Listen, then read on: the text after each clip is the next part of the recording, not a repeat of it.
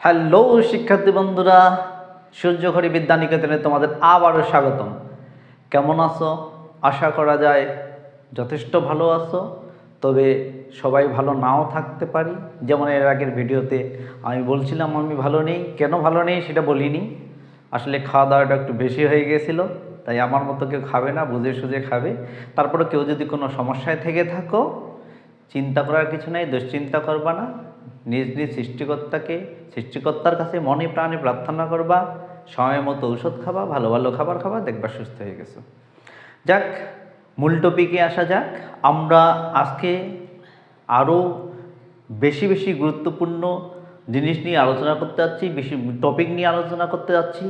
Actually আজকে আমরা আলোচনা করব বিগত এই যে আমি এতগুলো ভিডিও দিলাম, এই ভিডিওগুলোর মাধ্যমে তোমরা কি শিখতে পারছো।